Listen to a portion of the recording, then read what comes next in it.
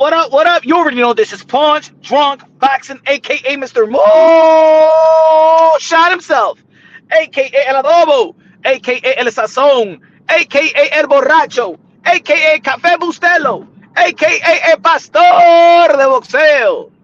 Ladies and gentlemen, good morning, good afternoon, good evening, wherever you are in this side of heaven. God bless you all. A lot of drama in the boxing world. A lot of drama in the boxing world. But it is a competitive sport, combative sport. A lot of drama, a lot of egos, a lot of pride.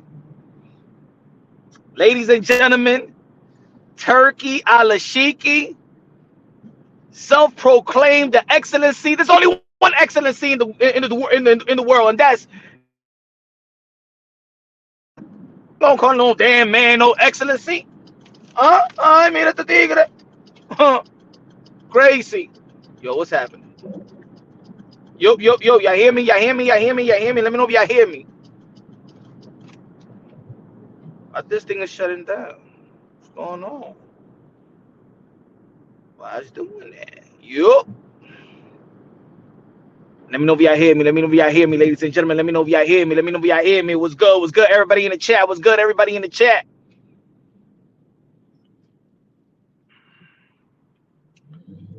Low Nose Boxing in the building. What's good? Low Nose Boxing. One of the members of Punch Drunk Boxing in the building. What's good? Mora. What's good? What's good? What's good? What's good? I'm on the road, so you know what I'm saying. Bear with me. Bear with me. Gotta watch the road. Gotta watch the road. Gotta watch the road. Ladies and gentlemen, Turki Alalshikh trying to punk Canelo Alvarez. Huh? Turki Alalshikh trying to punky a Canelo Alvarez. The 4th Division World Champion, Super Middleweight Undisputed. King Nelo, a.k.a. Cartelo, a.k.a. Cash Nelo, a.k.a. Payday, a.k.a. que te hook out of here, man. Ese tigre está loco, my friends. Huh? Karate Kid in the building. Was good, man. Karate Kid rode with Mexico. Hunter of the Hood. What's good, my brother? What's good? What's good? Javi in the building. Open the building. What's good? TS in the building. Lori in the building. Yeah, la in the building. What's good, man? Marco Antonio Luna in the building. Ladies and gentlemen, Canelo Alvarez said, hey, yo, Bud Crawford, if you want to fight me, you got to fight Teofimo Lopez. Yes, I say you have to fight Teofimo Lopez, okay? You want to fight me, you fight Tio. You don't fight Tio, you don't fight me. And that's it, okay? I'm the king of boxing right here. Huh? Enrique M in the building with a $2 super chatty patty K me dice, le dice, Turkey needs to be deported to the Middle East. Y fuera, así mismito, ¿verdad? Espera, no que está Turkey. No que está Turkey. Mira, if we were still in Sábado Gigante right now, vamos a llamar, yo, let's call it Chacal. Hey, yo, Turkey. Y fuera de aquí, dice Enrique. Y fuera. Habibi, Aladdin. Get the hell out of here. La Canelo Alvarez, todo Victor André. Like that, Enrique.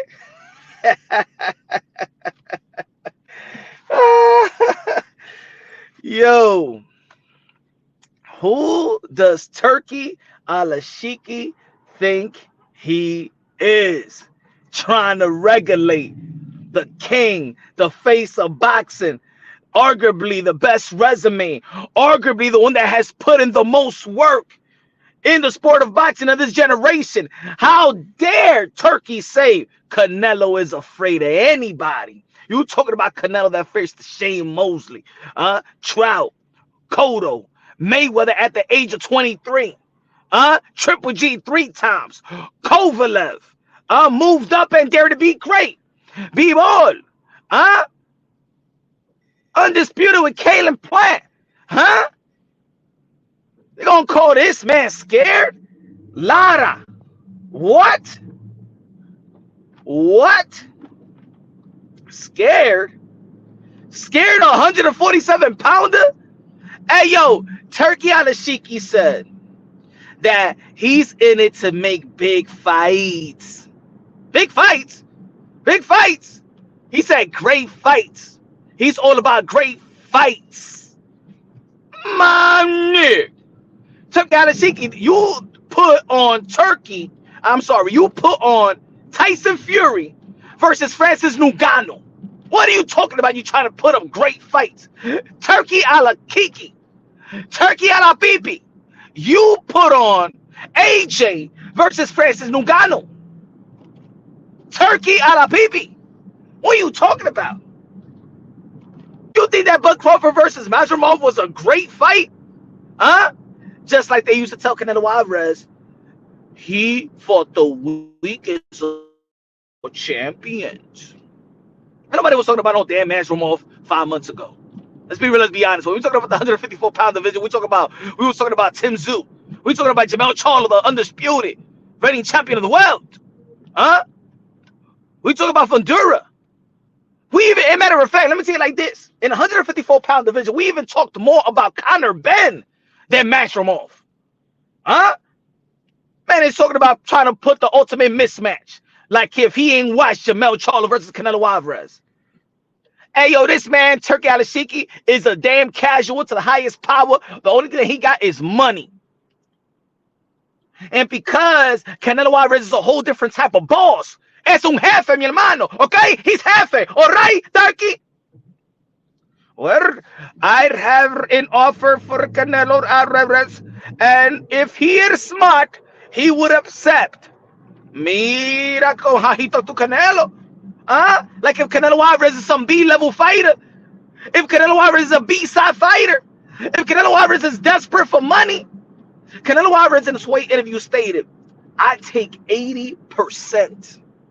80%. Even the damn nacho cheese. Even the parking. Even the hotel fees. Everything. People got to understand that Canelo Alvarez is in a whole different type of level right now. He's a boss. He has Canelo Alvarez promotion. It's PBC presents Canelo. No, it's Canelo Alvarez presents PBC. Not really like that. Canelo Alvarez is a boss now. You don't approach Canelo Alvarez.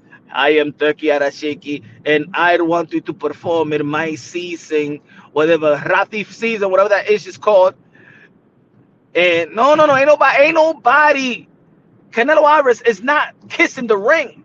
Canelo Alvarez is not kissing your feet. Canelo Alvarez is his own jefe. And if Canelo Alvarez said you got to do it my way, you got to do it the Canelo Alvarez way. Canelo Alvarez is not trying to move backwards. Canelo Alvarez is already well off. And this is what it is with some people. When they can't control you, see, there's people like that, narcissist people. There's people like that in the world. Sometimes it could be your own woman. Sometimes it could be your own girl, your own wife, your own baby mama.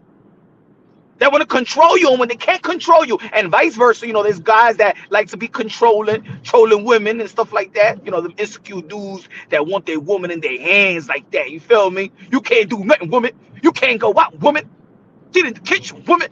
You know what I'm saying? There's people out there that just cannot handle not having control over other people. And then when you can't buy other people, you know what I'm saying? He's that typical bougie rich guy, rich folk. It could be a rich gal. Dímelo, Enrique says these shink foreigners come to disrupt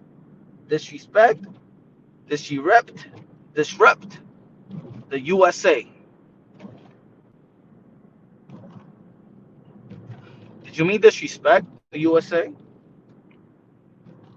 Yeah, he got that bougie type of mentality. You say no to him. You ever met? If you ever met, there's some humble rich folks,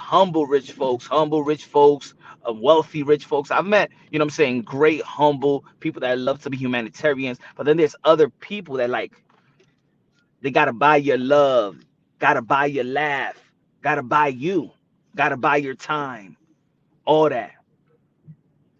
they've been rich and been in power and been and been surrounded with a lot of followers and leeches and soldiers that he can't take Canelo Alvarez saying, man, I don't need your money. That's like a disrespect. That's like a disrespect. You ever been in the club? Look, it happened to me before, bro. I be honest. I wanted to get to this spot years ago. You know what I'm saying? And I say, yo, man, bro, I'm good. I'll buy whatever. I buy the 2 bottles or whatever. And the dude said, man, nah, man, it's full. You can't get in. See, because I'm thinking that I just could get in with the money. You ever seen somebody? You ever seen people in the club and stuff like that? They trying to get someplace and be like, hey, yo, my man, I got that, bro. I got it. And the bouncer be like, nah, I can't do it. You feel disrespect. Hey, yo, man, come on, man. Yeah. Dímelo, Marco Antonio Luna. God bless you, punch, drunk, boxeo. Gracias con los 20 pesos de Super Chari Chari Pariquey. A comprar comida china mañana con par de soda y cerveza. Good looking now. Appreciate you, Marco. Everybody join Marco, man, and become a member of Punch Drunk Boxing. Become a member. Yeah, but people crazy, bro. They crazy, my friends, man. Y'all still hear me good? Y'all hear me good? Y'all hear me God? Y'all nice?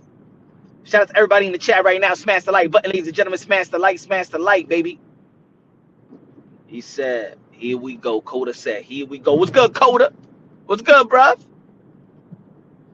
I can't read, you know, long. I see your message, Karate Kid, but I can't read it at all because I'm driving at the moment. But anyway, look. I understand that people, again, I mean, there's going to be an ongoing conversation. Probably going to be an ongoing conversation until Canelo Alvarez retires, right? Because people wanted to see Canelo Alvarez and David Benavidez. I felt a certain way about Turki. I never was convinced by him. I never was convinced by Turki. I see it as another guy with a lot of money that's trying to shake up something, but I'm not sure if it was going to have some type of longevity. You know what I'm saying? Think about it. A lot of people was mad at Al Haymon. How many people in the boxing world used to diss Al Haymon? Al Haymon came to the boxing with a whole lot of money, paying a whole lot of fighters. Yet the boxing world was mad. I don't understand how I don't understand how everybody praises. I don't know how everybody praises Turki Alalshikh, but don't praise how you say it, but don't praise Al Haymon. It's weird. It's weird. Yo, Turki Alalshikh, like, it's weird. Like, I understand there was some fights that Al Haymon didn't make, you know what I'm saying, that we wanted to see. But if I'm looking at the landscape, I think that people are just happy with the new chick on the block. That's what it is. I think people are just hyped seeing a new chick with a nice body, perceived to be nice, sexy, and that's how they see in Turki Alalshikh. Pause. Because Al Haymon, he gave us Thurman versus Porter. Al Haymon gave us Mikey Garcia versus Broner. Al Haymon gave us Manny Pacquiao versus Floyd Mayweather. Al Haymon gave us Luis Ortiz and Deontay Wilder. Al Haymon gave us Wilder and Fury 1. Al Haymon gave us some good fights. Al Haymon gave us Sean Porter, Danny Garcia, Sean Porter, Earl Spence.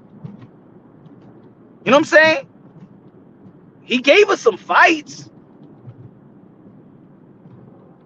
At the moment, maybe you didn't appreciate it, right? You didn't appreciate it, but he gave us some good fights, and even young fights, right? The emergence of Gervonta Tank Davis. Al Haymon did give us Ryan Garcia versus Gervonta Tank Davis. You know what I'm saying? one of the most lucrative fights of last year. Al Haymon gave us the undisputed 154-pound Jamel Charlo versus Brian Castaño. He gave us those undisputed, huh? But Turki Alalshikh gets praised for doing things that Al Haymon already done. Let's not forget that Al Haymon was the first one that was working with all promoters. Remember? Oh yeah, people forgot. See, Turki Alalshikh is getting a lot of credit for bringing a lot of promoters in and working together. Hello, that's what PBC is all about. Well, Turki Alalshikh, Al Haymon been doing it. What you think is Lou DeBella Promotions, Entertainment?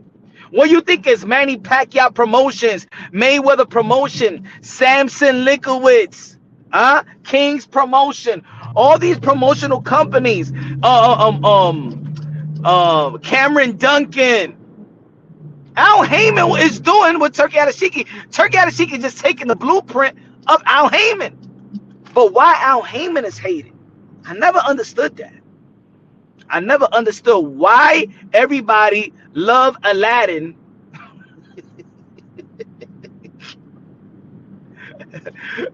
but don't like Aladdin, but don't like Al Haymon. Al Haymon. Or what? Because people don't know how, because people can't see Al Haymon? Oh, he brought up Eddie Hearn together with Frank Warren. Okay. What you think? Let me ask you a question. What y'all think was Gervonta Tank Davis versus Pitbull Cruz? That was Mayweather Promotions versus Manny Pacquiao Promotions. He's doing the same. Hey, yo, Al Haymon been doing this. But in this community, it was this. See, and we're going to be talking about it. Because, see, I always say this, that boxing has a 100+ year, 100+ years, is a 100+ year sport. So it's highly documented. And any narrative that anybody creates is going to come back and bite you behind the buttocks. It's going to come back. It's going to come back and bite you. Just like this, oh, you hate Al Haymon, but you love Turki Alalshikh. Everything is gonna come right back and bite you behind. You know what I'm saying? Turki needs 150. And what's good, Enrique? Good looking out. Appreciate you. He said Canelo needs to check Turki. Turki behalf of all Latinos. Good looking out, Enrique M. Shout out to the $2 super chat. God bless you, my brother. Good looking out.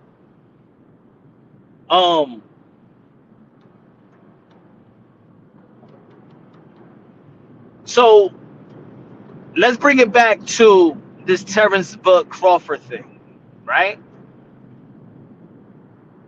Terence Crawford. In all reality, Terence Crawford did not start this Canelo Alvarez versus himself movement. They asked Bud Crawford years ago, and Bud Crawford was actually very, very truthful. He said, I'm a 147-pounder. Canelo Alvarez is 168 and also campaign 175. I would never fight Canelo Alvarez. He already knew that that's not a matchup. But the media, all of a sudden in the sport of boxing, and fans have become so frustrated with reality that they fell in love with fantasy. And I thought that around 2023 picked up, especially 2023, that we had great fights. We had great undisputed bouts. We had great matchups. The Ino Uwes, the Buzz, the Tyson Furies, the Devin Haney and Loma versus Loma, the Teofimo Lopez versus Josh Taylor. And to be honest, 2023, I thought that the fans was going to be happy because remember, before 2023, it was becoming a little bit of a circus, right? You know what I'm saying? A lot of people didn't respect Jake Paul.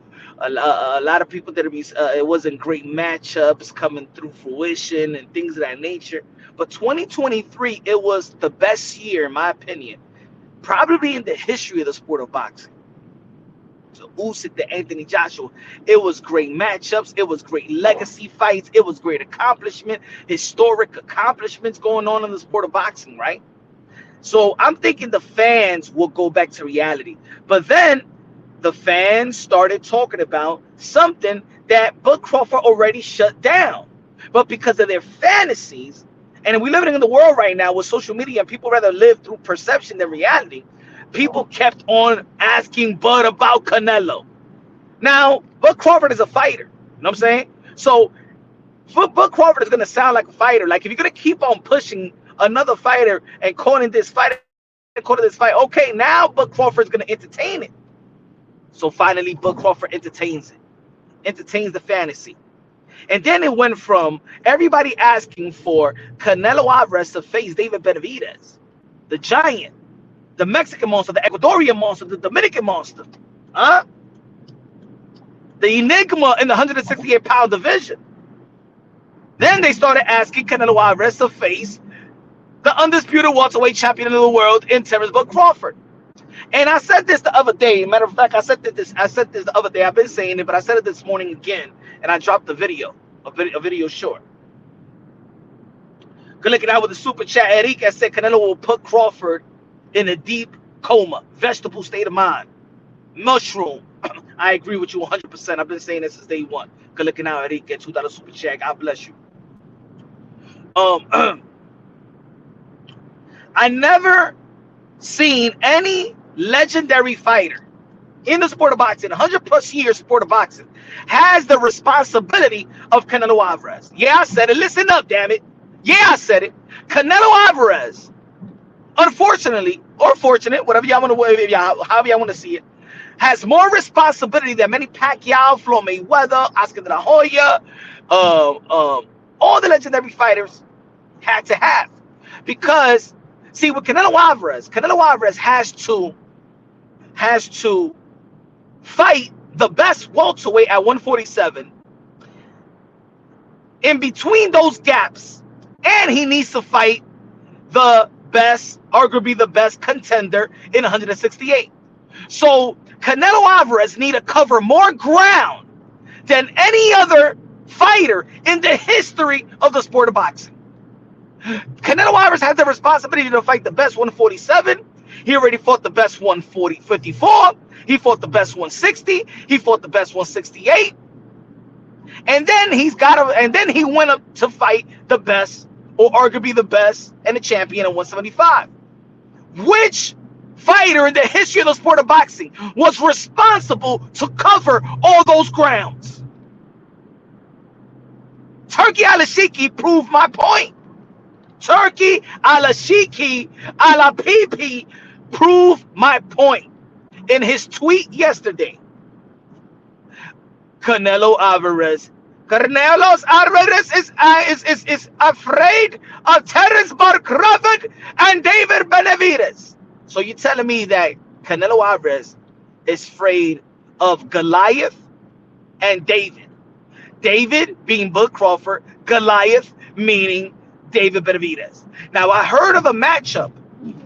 Once upon a time, ladies and gentlemen, I heard of a matchup. Long time ago. In the Bible and scripture, that there was a big giant named Goliath. And he faced a little bitty man with a lot of heart, a lot of cojones, in David. That was the fight. No, guess what? In today, 2024, there's this new guy named Canelo Alvarez. And Canelo Alvarez not only needs to face David and Goliath, he needs to face both of them, or he's afraid. Canelo Alvarez has to cover 5 divisions: 147, 154, 160, 168, 175. Canelo Alvarez has more responsibility than anybody in the history of the sport of boxing. And guess what? He's actually younger than Terence Bud Crawford himself. Now, ladies and gentlemen, I think that the only people that want to pick Turki Alalshikh's side is only the part when Turki Alapipi, Jive Turkey, talks about him being afraid of David Benavidez. Now,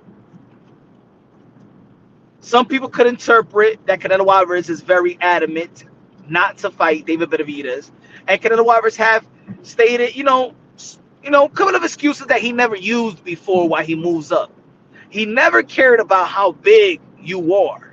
He never cared how big, pause, Triple G was, Kovalev was, Bivol was, Caleb Plant, because Caleb Plant is way bigger than Canelo Alvarez as well. Canelo Alvarez never cared about size. You know what I'm saying? He never cared about size. But with David Benavidez, for the first time, he cared about size and started talking about rehydrations, which, it seems out of character with Canelo Alvarez. And when somebody identifies something that's out of character within your character, that's when they start speculating in, if you're afraid or not. So I understand people may look at Canelo Alvarez in reference to David Benavidez.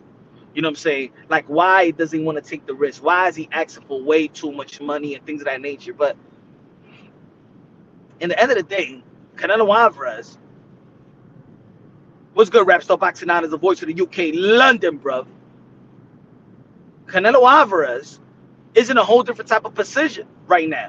Canelo Alvarez is the boss. Let's not forget, even versus Haymon Munguia, Canelo Alvarez was the promoter of that fight. Canelo Alvarez is doing big business to the point where Canelo Alvarez locks in TV rights deals, like he did in Mexico. He's making big moves. He's taking 80% of everything. So when he's saying, yo, I want for $150 million, I interpret that as, okay, you want to own the rights to all of this Jive Turkey. Because Canelo Alvarez at the moment right now, he's just the boss. And being as a boss, you don't know all the money he's collecting. Because the only thing that you're going to see is the purse of the fighter, the purse that the commission is going to report. Meaning that Canelo Alvarez as a fighter is making way beyond that. Maybe Canelo Alvarez as a promoter is making way well beyond that. And Canelo Alvarez is not a promoter in which he just got his sticker behind a banner. Canelo Alvarez is a boss, a jefe. He's the A side. He's the king. He's the face of boxing. Turkey cannot approach him that way. And it seems like maybe Turkey is approaching him like he approached any other fighter. And then the way that he's approaching him is like, you're stupid not to take this deal.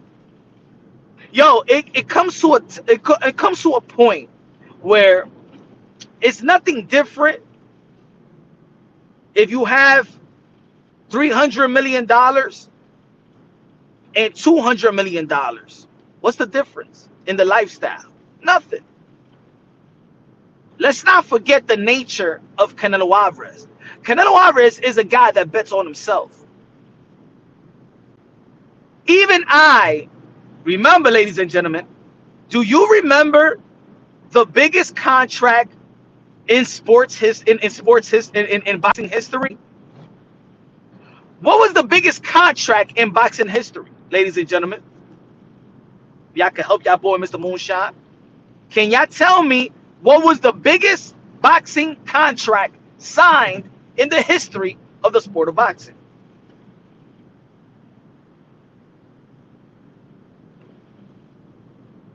Anybody. Come on, education here. Any participation, please. Participation. What was the biggest contract ever signed by a fighter in the history of the sport of boxing?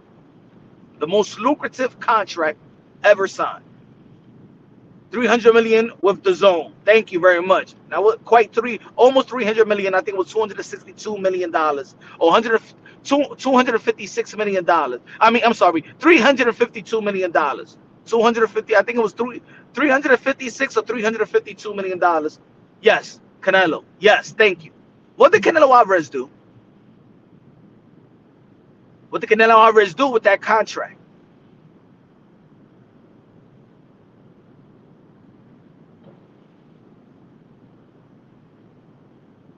Canelo Alvarez ripped that contract, got out of that contract.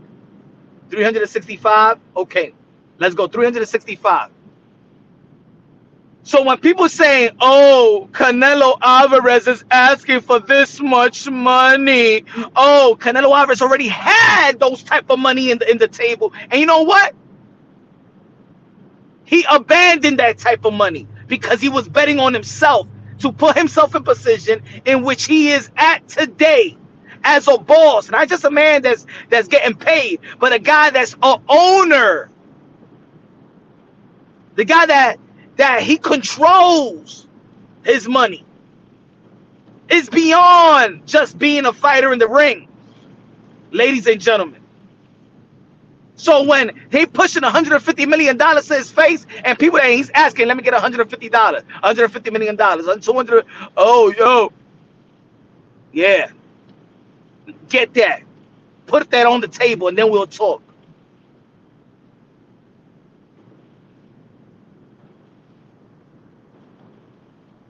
Enrique con los 2 pesos de Super Chari Chari Pari K me dice, Canelo was the one of GOATs in boxing, case closed. Good looking out with the $2 Super Chat. Good looking out. Was good. NE boxing fan in the building. Was good, man. Appreciate you, my brother. Let's go. Mindful Sage is another member of the Punch Drunk Boxing with the $2 Super Chat. Says, I take alert. Canelo, most responsible. Yep. It is. He's the most he got the most responsibility, and he's held to a whole different type of standard in terms of responsibility. Nobody in the history of the sport of boxing is held to a Canelo Alvarez standard. And then at least in other eras around those divisions, right? See, because I put it this way, at least around the division of Oscar de la Hoya, Manny Pacquiao, Floyd Mayweather, Miguel Cotto. You know, these guys was doing their thing. You know, in 147, 154, and 160, a lot of people was putting in some work, and not only work in the ring, but they was bringing money into the sport of boxing. Oscar de la Hoya was bringing money into the sport of boxing. Manny Pacquiao was bringing money into the sport of boxing. Floyd Mayweather was bringing money into the sport of boxing. Even Ricky Hatton was bringing money into the sport of boxing. See, but today, if you look at the landscape from 154 to 168, it's only one guy. As a matter of fact, from 154 to 100 to 175, Canelo Alvarez is covering all that ground. Canelo Alvarez is the moneymaker. None of these guys has accomplished what Canelo Alvarez has accomplished.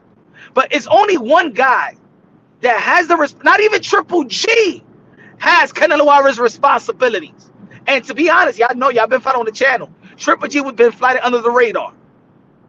Canelo Alvarez of this era, it was supposed to be Triple G, Canelo Alvarez putting in all the work. Triple G ain't putting no work in compared to Canelo Alvarez. Triple G never got really criticized, scrutinized, devalued, called out like that. But the mega fight was after the Manny Pacquiao and Floyd Mayweather. The biggest fight was supposed to be Canelo Alvarez and Triple G. After that fight, it was everything what Canelo Alvarez has to do. Canelo Alvarez the one that got to move up. Why Triple G never moved up to the 175-pound division or before to the 168-pound division and accomplished what Canelo Alvarez have accomplished? See, at least when Mayweather was putting in work, Manny Pacquiao was putting in work. See, but Canelo Alvarez is putting in work, but who else is putting in work? And then I actually want to shame Canelo Alvarez with David Benavidez. It's not Canelo Alvarez's fault that David Benavidez sniffed his way out of a title. It's not his fault it's not Canelo Alvarez's fault that David Benavidez ate himself out of his belt. It's not his fault.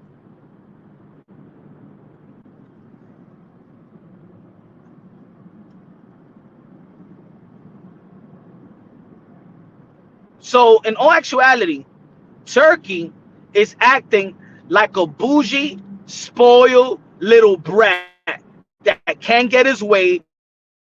You can't and you acting like a straight up bitter baby mama in family court. You can't control Canelo. And when you can't control somebody, there's people like that that's control freaks. When you can't control nobody, you have a tantrum. And that's what we're watching right now. Turkey has a tantrum. How dare he say no to me? I ain't the excellency. How dare he say no to the excellency? How dare he say no to my money? How the fuck? You remember Sugar Hill? You remember Sugar Hill, the movie with Wesley Snipes? You remember when they was trying to deal with the Africans, and and the Africans said, we just don't deal with whatever he said. We just don't feel with the. The guy said, yo, what that means? What does this mean? American blacks. And then Wesley Snipes hit the dude with the bottle, and they all started fighting in the restaurant. See, because you think that your money could deal. Hey, yo, your money can't buy everything. It doesn't matter if you got unlimited money.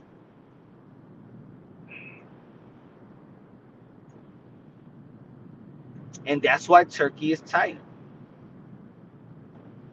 And Turkey is exposing himself right now. Look, Turkey is exposed himself. See, let me tell you like this. I don't think that these promoters respect Turkey. They respect the money. And by respecting the money, these promoters like, yo, shit, he's putting up the money. I ain't even putting up my money. The only reason why Turkey really got to deal with us is because we got the fighters under contract.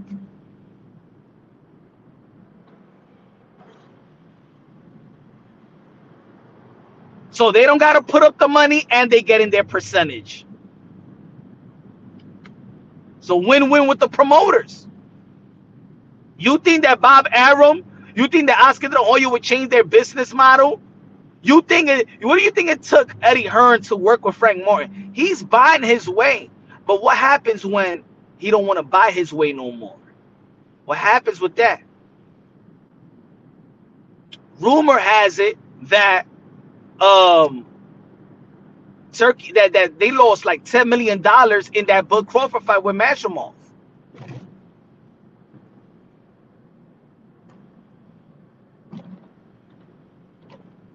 A lot of tickets was given away. You saw when Eminem was performing, it was more of an Eminem crowd.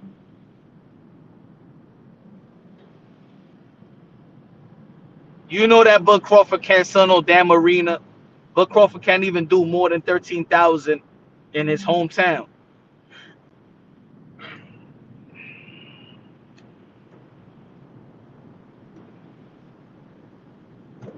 And also, he got paid. This is how much the commission. This is how much the commission gave Terence Bud Crawford. Terence Bud Crawford made $2.5 million.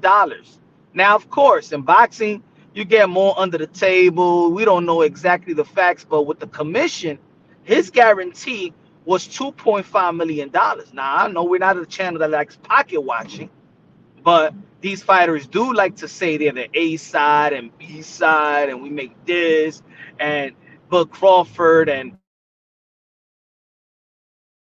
know if it makes sense, if the money is right, blah blah blah. Hold on, let me take this thing out. If you look in the bottom right now, you can see Terence Bud Crawford made $2.5 million. Hey yo, shout out to David Morrell making 700, almost making $1 million. That's good. Shout out to Keyshawn. I'm not Keyshawn. Andy Cruz. Andy Cruz making $200K already. That's good right there. That's a good contract. Andy Cruz already making $200K. I know fighters right now, but of course he was an Olympian and things of that nature, so I know he signed a good contract, because fighters that's fighting, these type of fighters that he's fighting at that level and in these shows, they still getting paid into the 60,000s, 50,000, 45,000 for him to rack up, 200K. And probably that's his minimum. That's dope.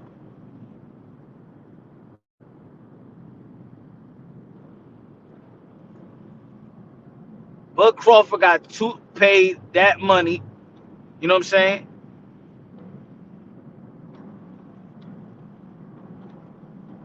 E-Man in the building with the $5 super chatty patty game. And he said punch. It was all raza in that stadium watching Bud and Pitbull Crawford cancel. Ruiz and Pitbull. I knew that. Of course, in California. Hell yeah. Hell yeah. I know that. We know that. Not only did they lose money, look, Black Prime lost money with Bud Crawford. BLK Prime lost money with Bud Crawford. Um, Top Rank Bob Arum said that I could have bought he could have bought 7 Malibu mansions with the money that he lost promoting Bud Crawford, and now they lost $10 million, and it wasn't a successful pay-per-view to the point not even Rick Glazier want to put out the number. Not even Rick Glazier want to put out the number. Not even Rick Glazier want to put out the number right now.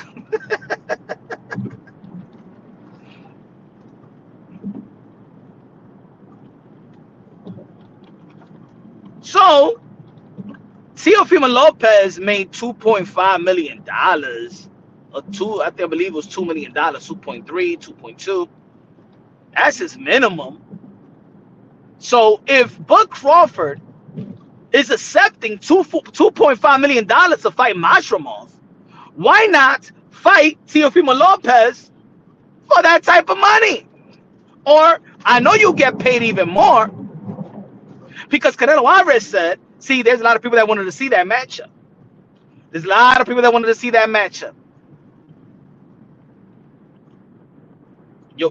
Hold on, let me take this thing. Look it out, E-Man. Yo.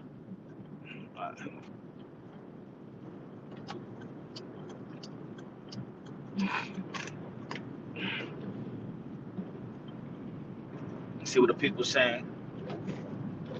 That's crazy, that last. All right. We good. All right. So I already told y'all before, Teofimo Lopez, I already earned the right. I've been the one that's been talking about this for a couple years already. Teofimo Lopez versus Terence Crawford. But now that El Rey Canelo Alvarez, and I know a lot of channels wanted to avoid that talk. I know people on Twitter wanted to go against what I was saying, because, and I don't understand why people want to go against what I'm saying, because the fight that I've been promoting is historically a great matchup. You know what I'm saying? Historically a great matchup. I don't understand why people didn't feel like Teo didn't earn a shot as being a 2-time lineal with the guy that's a 2-3-time lineal in terms of Crawford. You know what I'm saying? Hold on. This guy's playing dumb music right now.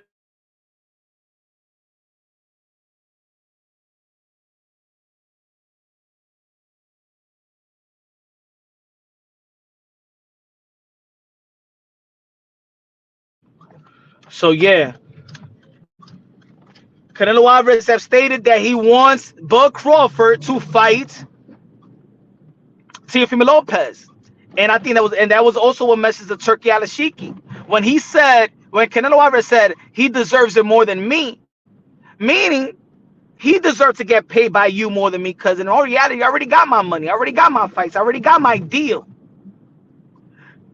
Teo deserves this type of money from you, Turki Alalshikh. You say you want to do big fights.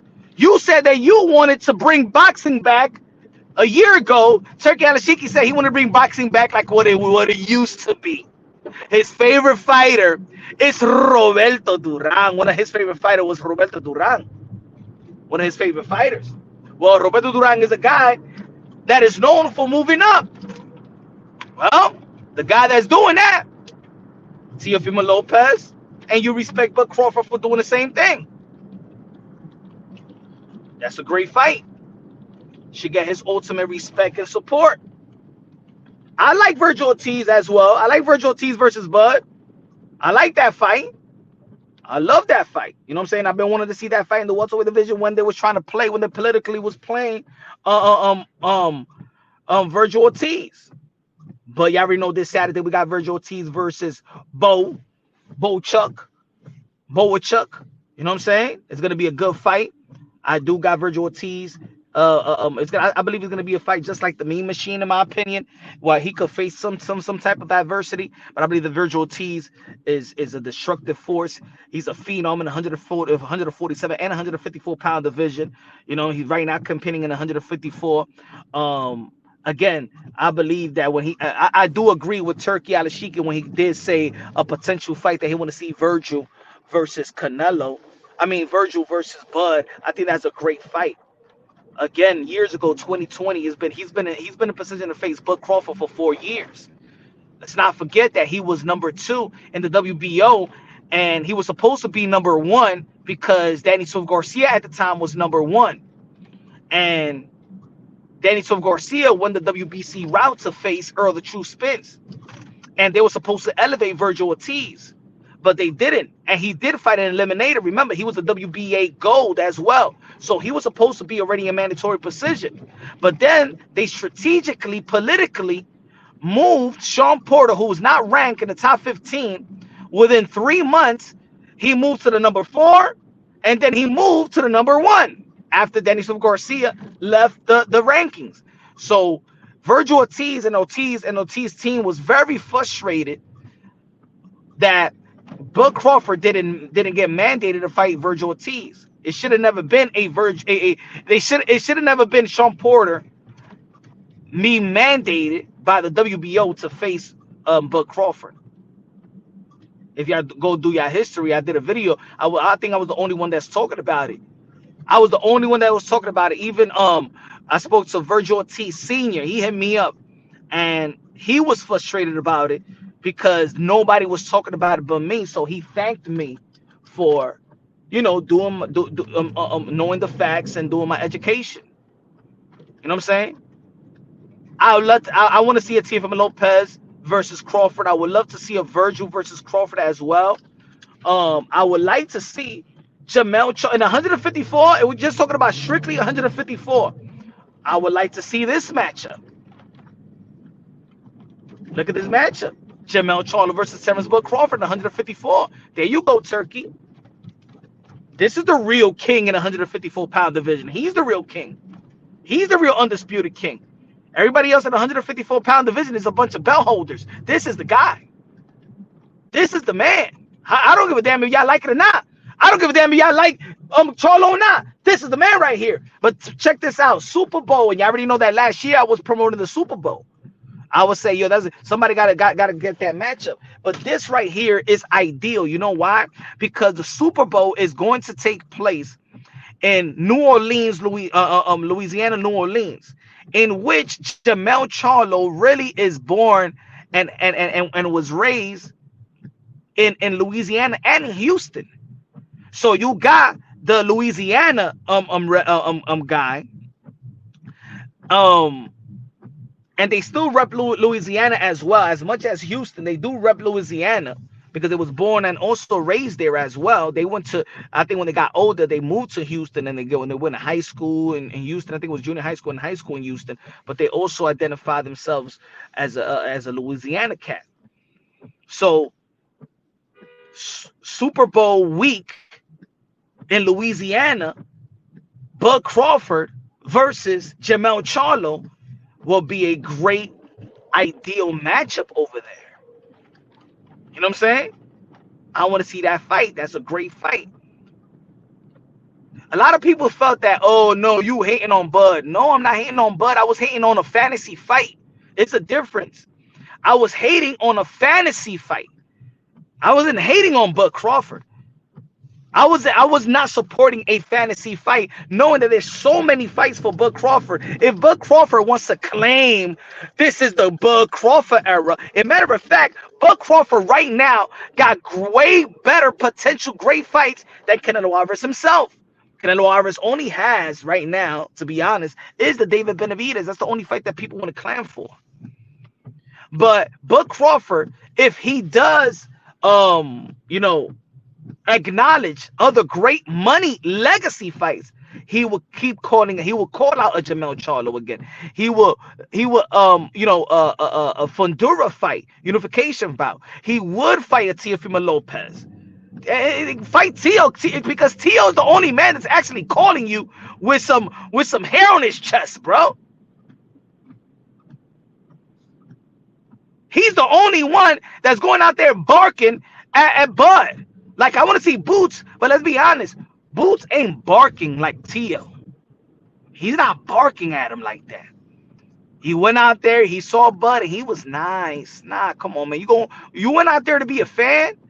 I know he went out there to, of course, with his father because of Andy Cruz and things of that nature.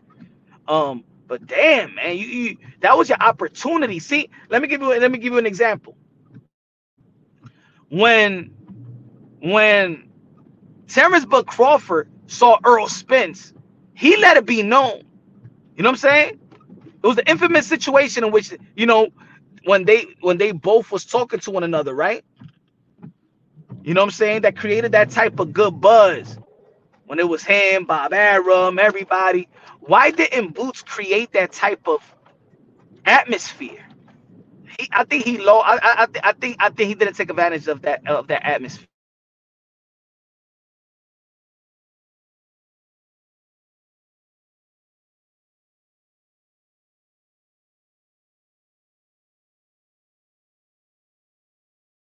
Even there's clips after the fight, Teofimo Lopez Sr. and Teo is going after Bud Crawford. There's a video out there when they're pressing Bud Crawford. Ain't nobody, hey, yo, let me say it like this. And people say, oh, Teo is clout chasing. Teo don't clout chase. His resume speak for itself. His resume speak for itself. He call out somebody. He's ruefully calling out somebody. He gets the fight. Loma, he gets the fight. Taylor, he gets the fight. Now he's calling out Bud Crawford. This is not no different Teofimo Lopez. This is the same Teofimo Lopez that walked into the sport of boxing, knew he wanted to fight, knew in his legacy fights, and that's why, what's his name? His name is the takeover. He's not here just to participate. His name is to take over. That's why he don't want to be friends with guys that he used to be friends with that is around his weight class. I can't be friends with Rolly. See, Teofimo Lopez is different. Shout out to Shakur Stevenson and Keyshawn, but they like to be friends. It's like Keyshawn. I like Keyshawn. I like Shakur. I've been supporting Keyshawn. He's been on the channel before he was even pro. Y'all know that. But Keyshawn already told me indirectly, with his actions, that he's not out there to be the best 135 because he ain't trying to fight his friend Shakur Stevenson. So you already letting me know you're gonna give 90% of your career. You're not gonna go home 100. You don't want him more. You don't want you're not gonna be the ultimate great because you're not willing to fight your friend. And you're in the same division in which right now you should be calling out Shakur Stevenson. I don't want to hear all that friend stuff. I understand it, but I don't want to hear it as a fan. No, you don't want to be the greatest. Sorry, I can't put all my support on that because you're not trying to be the best. We're never if Shakur Stevenson beat Gervonta Tank Davis. And let's say he got 3 belts, and let's say Keyshawn Davis got 1 belt, we will never see an undisputed because they're friends. Ese es mi amigo.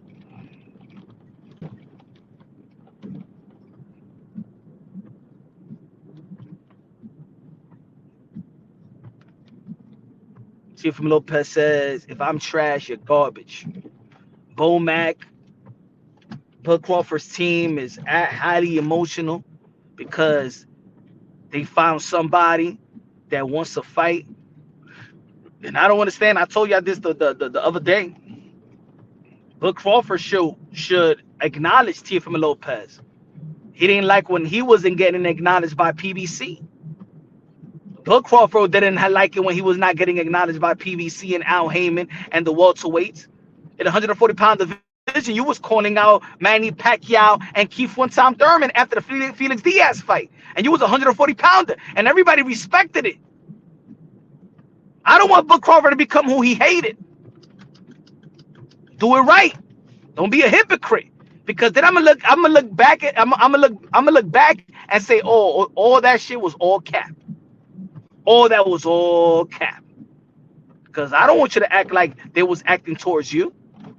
I don't want you to act like how Porter and Danny Swift Garcia and Keith Thurman and the networks was acting towards you. Why are you doing that to Teofimo Lopez? He's in the same position that you was in when you was crying and bitching and moaning about you being overlooked. And that's the reason why many in the community started to hate PBC, because we all found it unfair. Many of us found it unfair. I'm not a PBC hater like a lot of these guys, but I understood around that time, it was the way that PBC was going about devaluing and dismissing Terence Bud Crawford. I didn't like it. We didn't like it. Oh, now it's Teofimo Lopez and Bud Crawford doing the same thing. Is okay? No. He's doing the same shit that PBC he's doing the same shit that PBC was doing to him. And then now you guys ain't keeping the same energy. You guys ain't keeping the same energy now.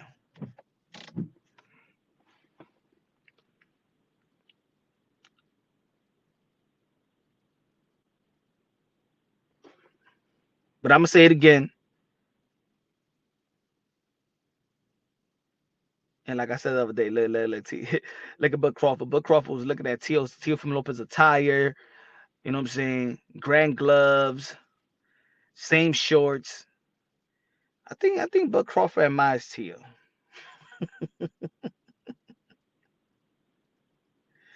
He does.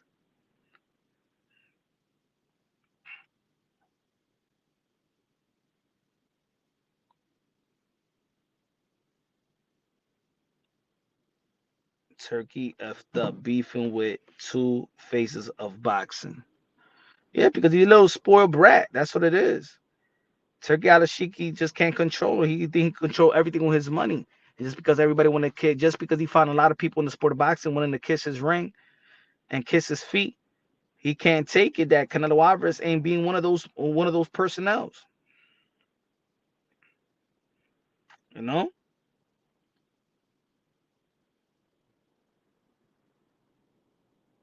So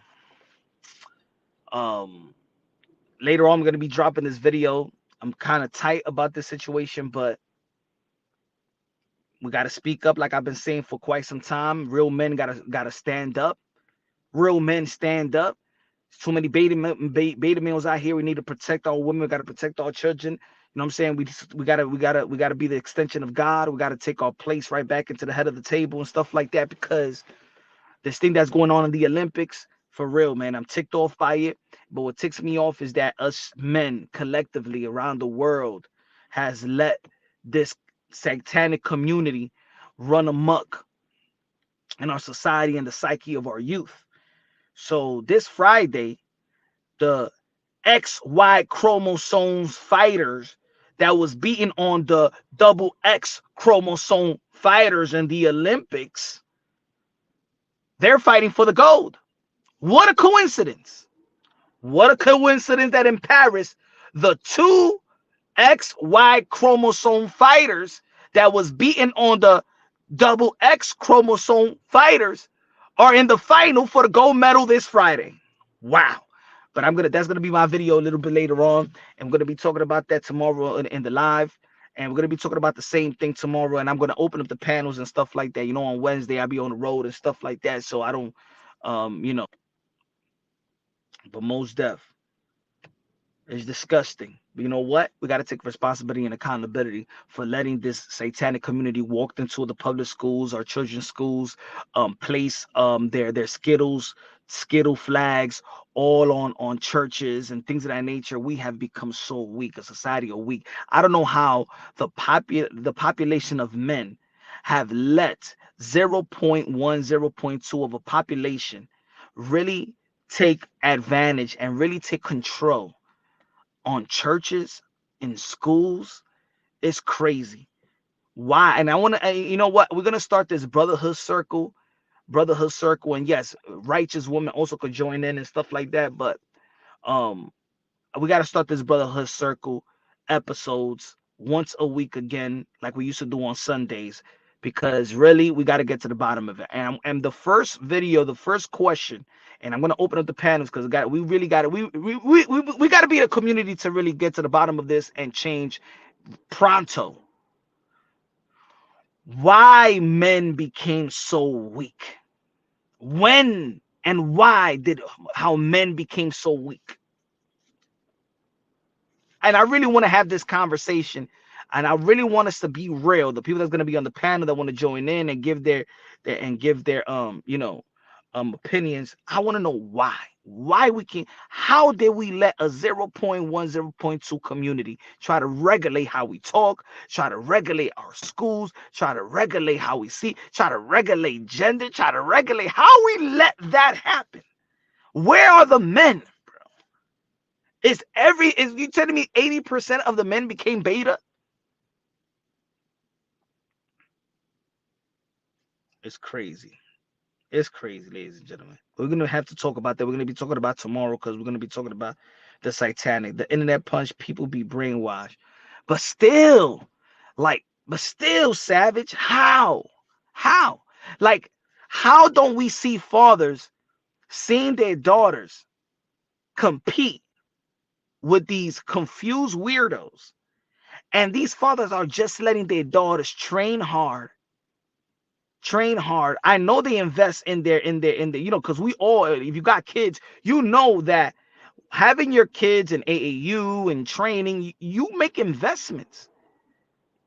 That's your hard-earned money. For you to have your daughter compete with weirdos and not say anything, man. I'm saying I don't. And then these fathers, I never hear about these fathers never speaking. You know what I'm saying? So tomorrow we're gonna be dialing in about this Olympic stuff. We're gonna be talking about, of course, Virgil Ortiz, and we're gonna be breaking down that type of fight. We're gonna see what's the future of 154-pound division.